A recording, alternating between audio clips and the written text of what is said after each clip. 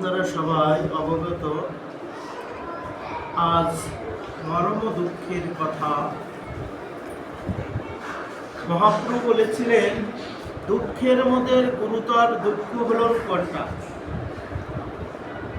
দুঃখের মধ্যে গুরুতর দুঃখ হচ্ছে কোনো কৃষ্ণ ভক্ত হারানোর উপরে আর কোনো দুঃখ হতে পারে। কারণ গীতায় বললেন ভগবান যে কোনো আনন্দে আনন্দিত হয় না, কোনো দুঃখে দুঃখিত হয় না। আর বললেন কি, একমাত্র এই জীবের মহা দুঃখটা কোনটা? দুঃখের মধ্যে শ্রেষ্ঠ দুঃখ হয় কৃষ্ণ ভক্ত হারা। তাই আজকে একজন পরম ভক্ত, বর্ণের শ্রেষ্ঠ ব্রাহ্মণ, সেই সঞ্জয় ঠাকুর, তার একমাত্র বড় জ্যেষ্ঠ পুত্র, নামটা কি যেন? আশিস মিত্র। তিনি কেবল তার শৈশব জীবন দেখেন, তিনি ইহলোক ত্যাগ করে পরজগতে গমন করেছেন। তারই বিদেহী আত্মার শান্তি কল্যাণ উপলক্ষে আজ এই মহতীয় ভগবৎ সেবার আয়োজন করেছে, তথা বৈষ্ণব সেবার আয়োজন করেছে। কারণ শাস্ত্রকর বললেন, চৈতন্য মহাপ্রভু বললেন, জীবের একমাত্র এই বিদেহী আত্মার শান্তি বা কল্যাণের জন্য, মানুষের পাপ মুক্তির জন্য একমাত্র মহাপ্রভু অনেক ভজন দিলেন না। কেন দিল না? কারণ কলিহত মানুষ, অন্নগত প্রাণ, জনিগত মন, এরা তিনবার ভজন করে আর এদের মনটা প্রচুর নোংরা। তাই মহাপ্রভু কলিহত জীবের জন্য সনাতন গোস্বামীপাদ মহাপ্রভুর চরণে দণ্ডায়মান হয়ে বলেছিল, প্রভু আমরা তো সংসারবদ্ধ জীব, আমরা সংসারে থেকে কি করে তোমার কৃপার ছায়াতলে যেতে পারি, তোমার করুণা লাভ করতে পারি? চৈতন্য মহাপ্রভু বলেছিল, জীবে দয়া নামে রুচি বৈষ্ণব সেবা। জীবকে ভালোবাসতে বললো, আর নামের প্রতি রুচি আর বৈষ্ণব সেবা। যেটা পাণ্ডবরা যুদ্ধ করে যখন বনবাস থেকে ফিরে আসলো, তখন পাণ্ডবরা ঠিক ভগবানের চরণে দণ্ডায়মান হয়ে একথাই বলেছিল, প্রভু আমরা যে অপরাধ করেছি, এই অপরাধ থেকে মার্জন হব কি করে? কারণ আজ তো বন্ধু, পিতৃকুল, মাতৃকুল সমস্ত কুলকে বধ করেছে। এই কুলকে বধ করার থেকে, পাপ থেকে মুক্তি পাওয়ার উপায় বলেছিল একমাত্র বৈষ্ণব সেবা দিতে।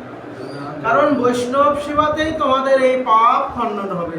তাই আজ সেই বিদেহী আত্মার উদ্দেশ্যে আপনাদের মতো শুদ্ধ ভক্তের আগমন ঘটেছে। যেখানে হয় সাধুগুরু বৈষ্ণবের আগমন, সেটাই মধুর বৃন্দাবন। অনেক ভাগ্যের ফলে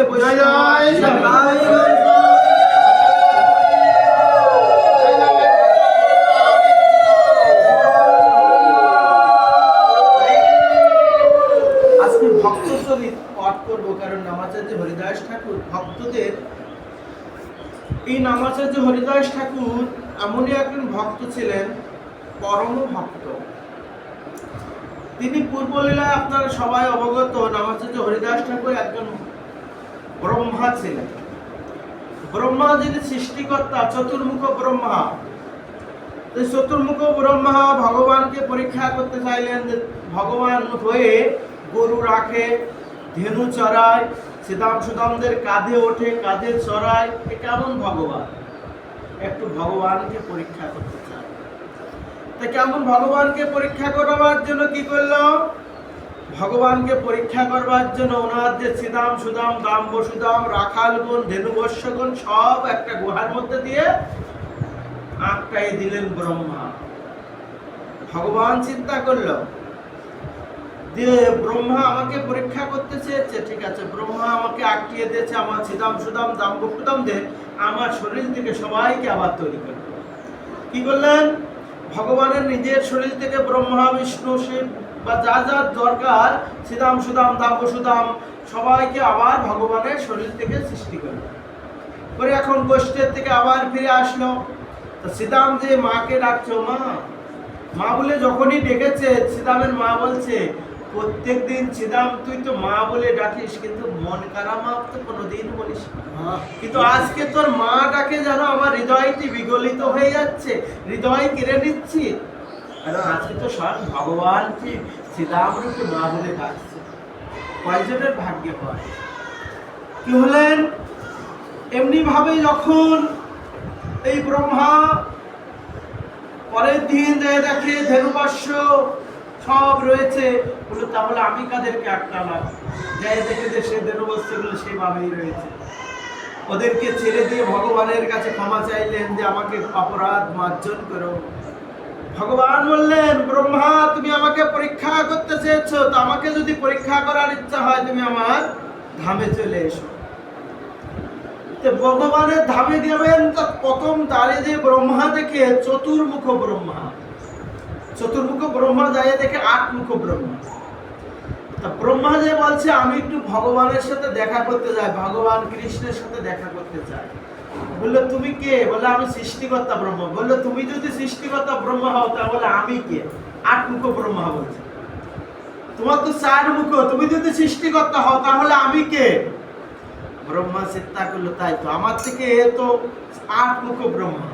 আমার দম্ভ ছিল যে আমি চার মুখ ব্রহ্মা, এ তো আটমুখ ব্রহ্মা।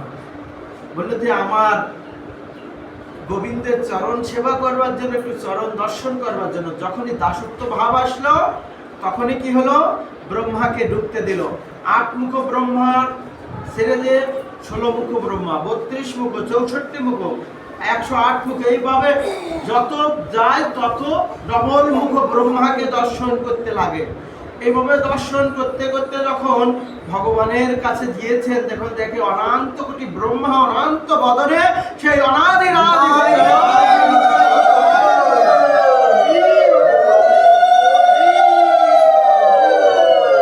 ব্রহ্মার সমস্ত ভূমিকা ভেঙে গিয়ে ব্রহ্মা ষষ্ঠাঙ্গে প্রণাম করে ভগবানের কাছে প্রার্থনা করলেন, ভগবান আমি বুঝতে পারি নাই, তোমাকেই মানুষের মতো দেখে আমি তোমাকেও মানুষ ভেবে নিয়েছি।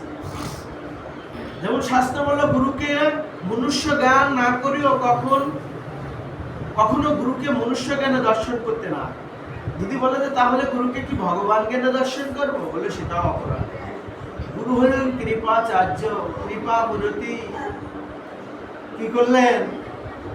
ব্রহ্মার সমস্ত অহমিকা ভেঙে গেল। বলল ভগবান বলল, ব্রহ্মা তুমি যে অভিশাপ তার যে অপরাধ করেছো, তোমার এই মত্ত ধামে জন্ম হবে, তুমি ব্রাহ্মণের কুলে জন্ম নেবে, আর পালিত হবে তুমি যজাতির।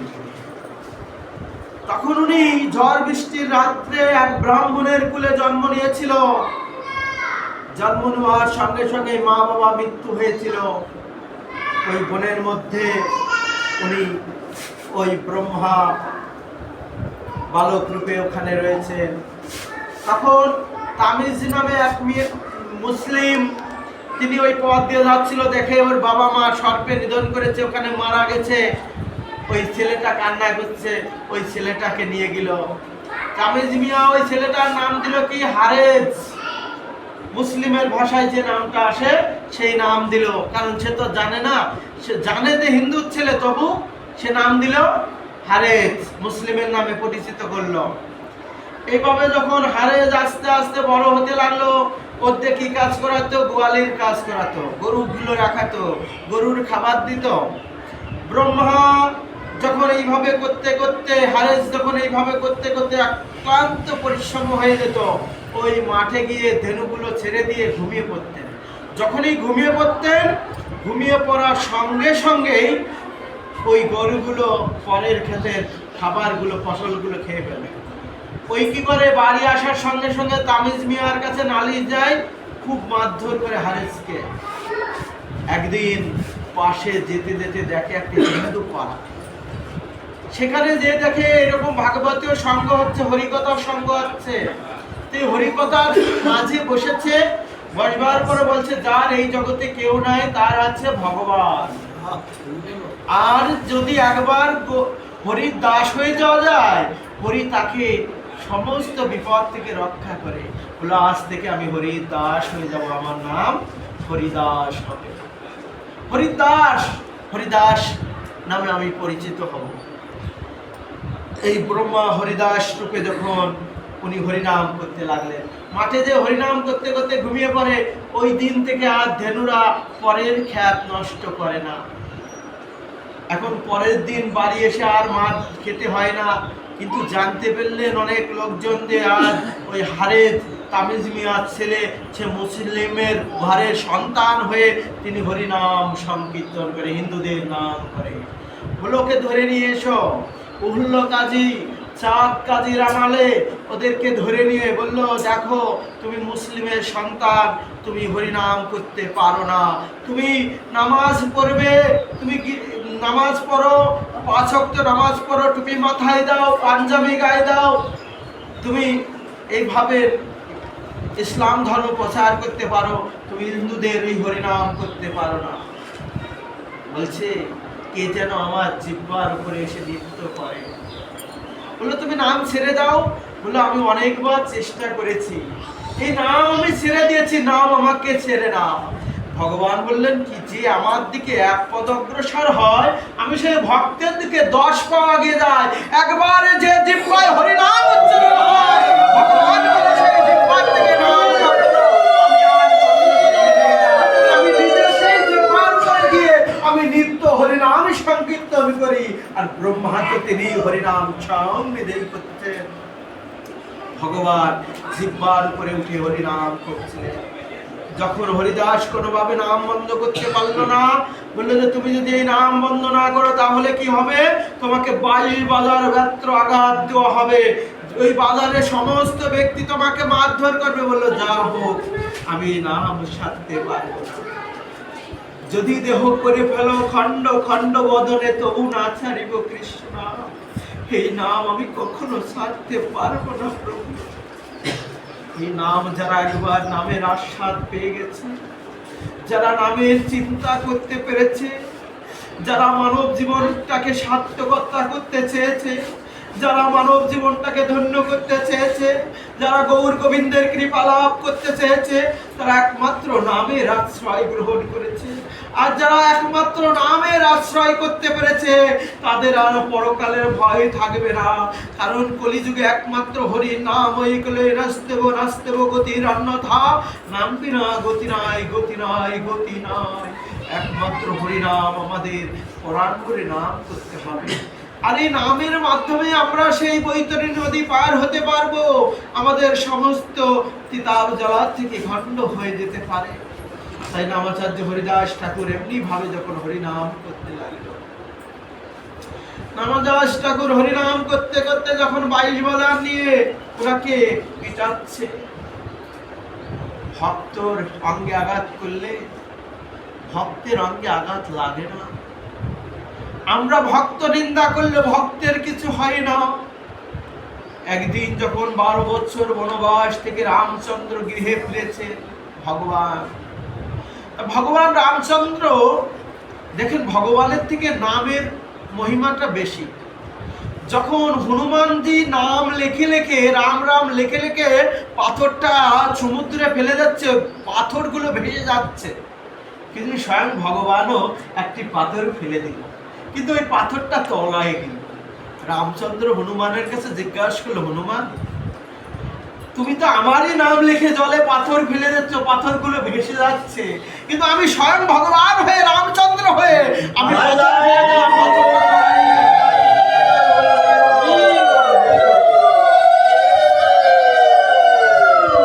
আমার হইতে আমার নাম বড়, নাম হইতে ভক্ত বড়, ভক্ত হইতেও ভক্তের পদধূলি আরো বড়। ভগবানের থেকে ভগবানের নামকে, মহিমাটাকে উদ্ধম করেছেন ভগবান। তাই রামচন্দ্র যখন বনবাস থেকে 14 বছর বনবাস কেটে যখন উনি গিয়ে ফিরলেন, এইরকম ভক্তদের নিয়ে হরিকথা, কৃষ্ণ কথা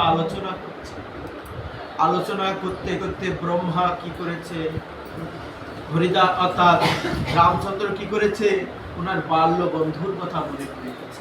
বাল্য বন্ধু কে ছিল? গহক চণ্ডাল। গহক চণ্ডালকে সংবাদ দিয়েছে, আমার এই গহক চণ্ডালকে তুমি সংবাদ দাও, হনুমান যে বলছে প্রভু রামচন্দ্র তোমাকে যেতে বলছে। আর গহক চণ্ডাল 12 বছর যা খেয়েছে, একটা এরকম ঘরের মধ্যে সমস্ত খাবারগুলো রেখে রেখে দিয়েছে। আমার রামচন্দ্রের অর্ধেকটা খাবার রেখে দিল, যে কবে আসবে আমার রামচন্দ্র প্রসাদ পাবে।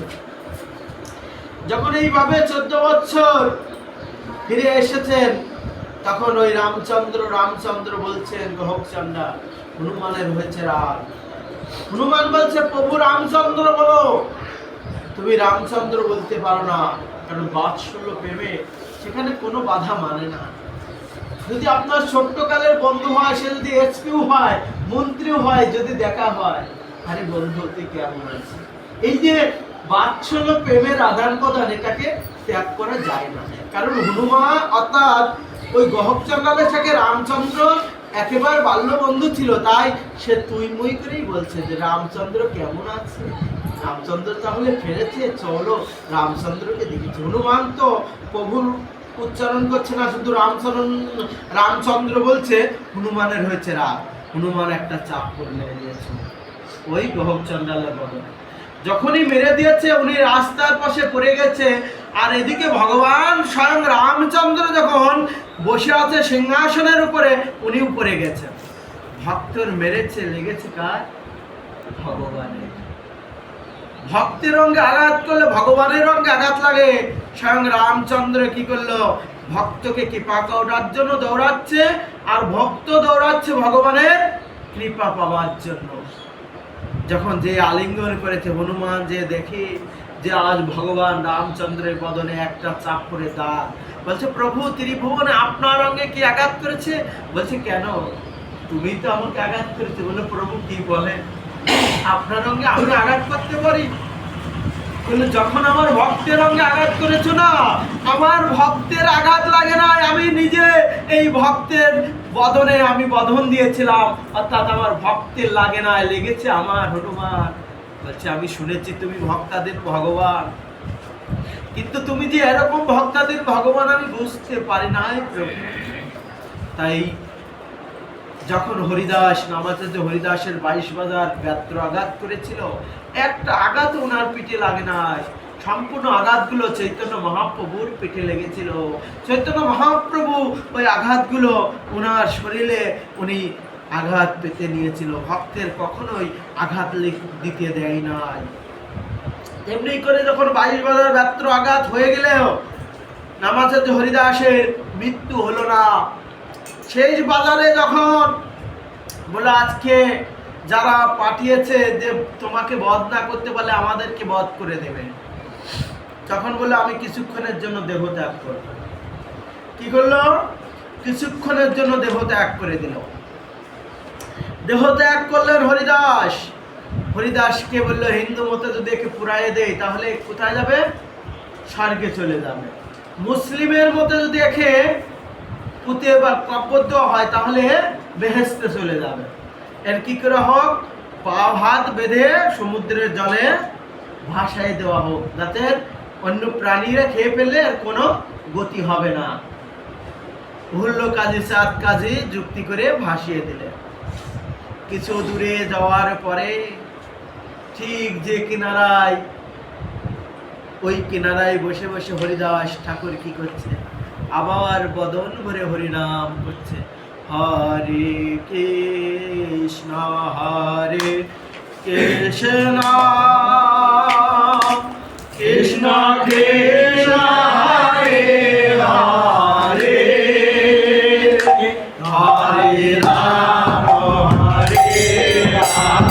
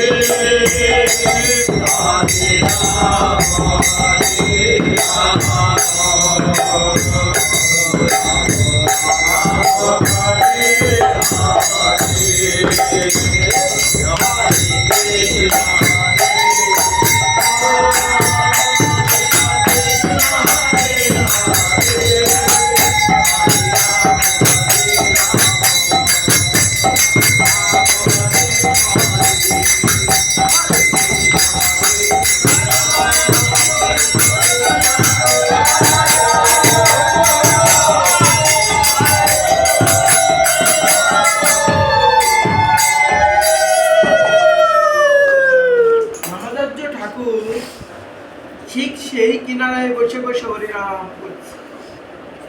চাঁদ কাজী হুল্লো কাজী চিন্তা করলো যাকে মৃত্যুর পরে আমরা ভাসিয়ে দিলাম, সে কি করে আবার হরিনাম করতে পারে? তাদের হরিদাসের কাছে ক্ষমা চাইল, হরিদাস ক্ষমা করে দিলেন তাদেরকে। হরিদাস এমনি ভাবে কিছুদিন যখন নামের প্রচার করলেন, একদিন চৈতন্য মহাপ্রভু অন্তলীলা করবেন এই কথা জানতে পেরে হরিদাসের নির্যাস। হরিদাস মহাপ্রভুর চরণে প্রণাম দিয়ে বলল, প্রভু আমি এই জগতে আর থাকতে চাই না। বললো, হরিদাস তুমি যদি এই জগৎ থেকে চলে যাও জগতের কি হানি হবে তুমি জানো? বলছে, প্রভু আমার মতো একটা পিপিলিকা চলে গেলে জগতের কি বা ক্ষতি হবে?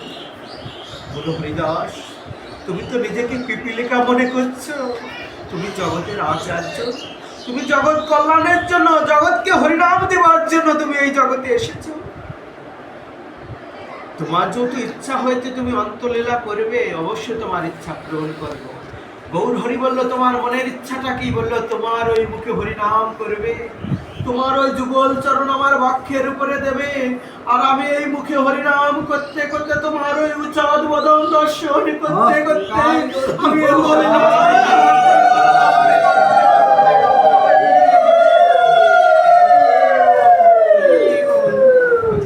আজ মহাপ্রভু ভক্তের ইচ্ছা পূরণ করতে কাল আসবে। হরিদাস সকালবেলা একটা পাটি নিয়ে তুলসী বৃক্ষতলায় পাটিটা পেরে উনি শয়ন করে আছে। কখন প্রভু আসবে? আর প্রভু সংকীর্তন করতে করতে হরিদাসের কুটিরে উপস্থিত হয়েছে। হরিদাসের কুটিরে যেয়ে হরিদাসকে বলছে, হরিদাস কেমনে বিদায় দিব তোমায়? আমি বিদায় দিতে পারছি না। বলছে, প্রভু তুমি তো বলেছো কোনো ভক্ত হারা হয়ে দুঃখ করবে না। বলছি, দেখো দুঃখের মধ্যে গুরুতর দুঃখ কৃষ্ণ ভক্ত হারানো। আজ তোমাকে যে হারাবো, তোমাকে আর দেখতে পাবো না, এই কথা চিন্তা করতেই যেন আমার হৃদয়টি ভেঙে চুরমার হয়ে যাচ্ছে। ভগবান হয়েও তিনি স্থির থাকতে পারে না। হরিদাসকে বিদায় দেবে। হরিদাসের বক্ষের উপরে মহাপ্রভু যুগল চরণ উঠিয়ে দিলেন। হরিদাস হরিনাম করতে লাগলেন। হরিনাম করতে করতে হরিদাস কি করলো? হরিদাসকে দর্শন করছে। মহাপ্রভুর নয়ন থেকে জল গড়িয়ে গড়িয়ে হরিদাসের বক্ষের উপরে পড়ছে। হরিদাস বলছে, প্রভু তুমি কাঁদছো কেন? হরিদাস তুমি বলছো, তুমি যে আজ আমাকে ছেড়ে চলে যাচ্ছ, ভক্ত আমাকে ছেড়ে চলে যাবে, এই দুঃখ আমি আর সইতে পারছি না। দুঃখের মধ্যে গুরুতর দুঃখ, কৃষ্ণ ভক্ত হারানো দুঃখ। আজ তোমাকে আমি হারিয়ে ফেলছি। হরিদাস ঠাকুর কি করলেন? হরিদাস ঠাকুর এমনি ভাবেন হরিমুখী হরিনাম করছে আর ভগবানের বদন দর্শন করছে। প্রভু তুমি আমাকে বিদায় দাও। তুমি যদি এমনি করে নয়নের জল অশ্রুপাত করো তাহলে কি হবে প্রভু জানো?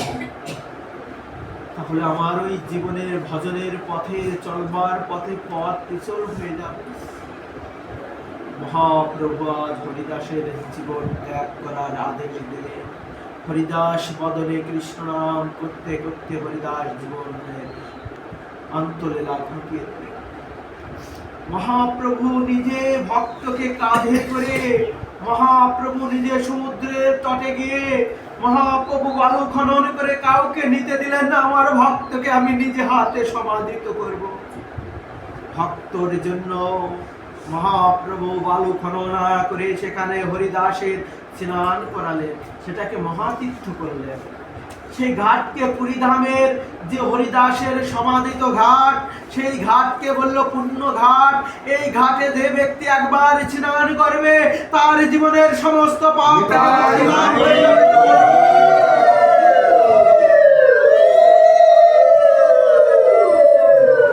এই ঘাটটা মহাতীর্থ ঘাট বলেছিলেন। হরিদাসের সমাধিত করে হরিদাসের স্নান করায় হরিদাসের সমাধিত করলেন। করবার পরে কি করলেন? উনি ভিক্ষা করে আজ এই বৈষ্ণব সেবা দিয়েছিলেন যে আমার হরিদাসের আত্মার শান্তি হবে। তাই একমাত্র সেই বিদেহী আত্মার উদ্দেশ্যে আমাদের এই ভাগবত প্রসাদ নিবেদন করতে হয়, ভক্তকে দান করতে হয়। তাহলে কি হয়? ভক্তর উদ্দেশ্যে যদি এই কৃষ্ণ প্রসাদ দান করা যায়, তাহলে এই কৃষ্ণ প্রসাদ পেলে সমস্ত পাপ থেকে মুক্তি লাভ করতে পারে। তাই আমরা এই হরিদাসের নির্যাস শ্রবণ করলাম, কারণ আজ কোন বিদেহী শান্তি কল্যাণের বাড়িতে ঠাকুর হরিদাসের এই নির্যাস শ্রবণ করলে কি হয়? বৈরাগ্যের উদয় হয়। আমাদের একমাত্র দেহের মধ্যে বৈরাগ্য দরকার। বৈরাগ্য মানে ত্যাগ। সেই কৃষ্ণ ভক্তির উদয় হয়, মানব জীবন সার্থকতা হয়। তেমনি ভাবে আজ শ্রীমান মহাপ্রভু করুণাময় অবতীর্ণ কলিযুগের কলুষ নাশ করবার জন্য তিনি এসেছেন এই ধরাধামের মাঝে। চৈতন্য মহাপ্রভু নিজে কেঁদে জগৎকে কাঁদালেন, নিজ আচরিয়া ধর্ম জগৎকে দেখালেন। বলল, মুচি হয়ে সূচি হয় যদি কৃষ্ণ ত্যাজে, সূচি হয়ে মুচি হয় যদি কৃষ্ণ ত্যাজে। আমার ভুল হয়েছে, মুচি হয়ে সূচি হয় যদি